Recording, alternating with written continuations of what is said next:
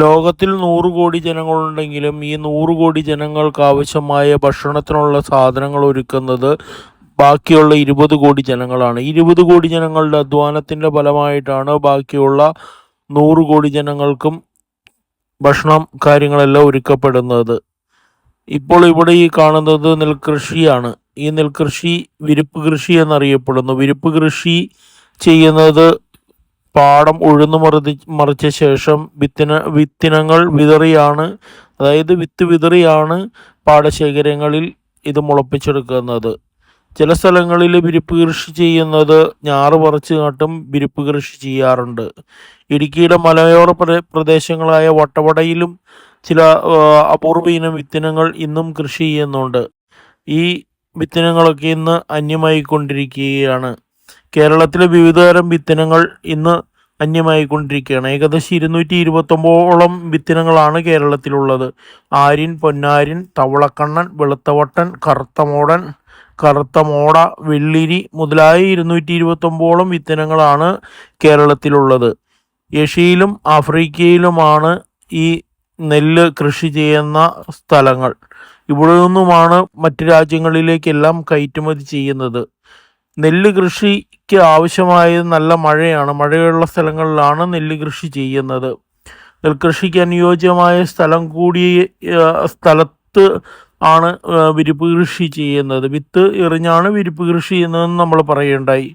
ചില സ്ഥലങ്ങളിൽ ഞാറ് പറിച്ച് നട്ടും വിരിപ്പ് കൃഷി ചെയ്യാറുണ്ട്. ഇപ്പോൾ ഈ കാണുന്നത് ഒരു മെഷീൻ ഉപയോഗിച്ച് ഇത് കൊയ്തെടുക്കുന്നതാണ്. ഇത് വിരിപ്പ് കൊയ്യുന്ന ആ ഒരു പ്രക്രിയയാണ് ഇപ്പോൾ നമ്മൾ കണ്ടുകൊണ്ടിരിക്കുന്നത്.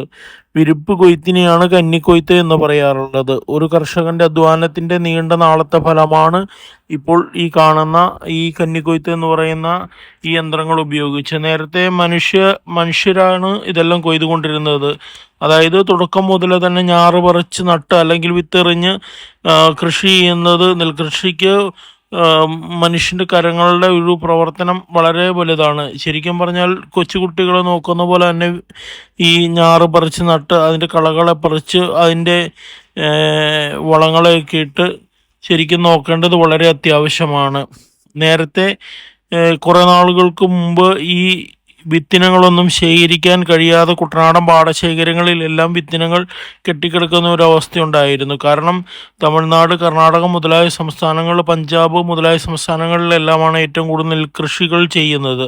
ഇവിടെ നിന്നും കുറഞ്ഞ വിലയ്ക്ക് കേരളത്തിലെ കർഷകരിൽ നിന്നും ശേഖരിക്കാതെ ഇവിടുത്തെ മില്ലുകളെല്ലാം അവിടെ നിന്ന് കുറഞ്ഞ വിലയ്ക്ക് നെല്ലും അതുപോലെ തന്നെ ഉൽപ്പന്നങ്ങളെല്ലാം കൊണ്ടുവന്ന് ഇവിടുന്ന് കൂടിയ വിലയ്ക്ക് മില്ലുകൾ കുത്തി കയറ്റി വിടുന്ന ഒരു അവസ്ഥ ഉണ്ടായിരുന്നു. അപ്പോൾ അതുകൊണ്ടാണ് ഇവിടുത്തെ പാടശേഖരങ്ങളിൽ നിന്ന് നെല്ല് ശേഖരിക്കാൻ കഴിയാതെ വന്നത്. ഇപ്പോൾ എല്ലാ സ്ഥലങ്ങളിലും നെൽകൃഷി അന്യമായിക്കൊണ്ടിരിക്കുകയാണ്. ചില സ്ഥലങ്ങളിൽ കൃഷി ആണ് ചെയ്യുന്നത്. വാഴ, കപ്പ, ചേന മുതലായ സ്ഥലങ്ങളിൽ കൃഷി ചെയ്യുന്നുണ്ട്.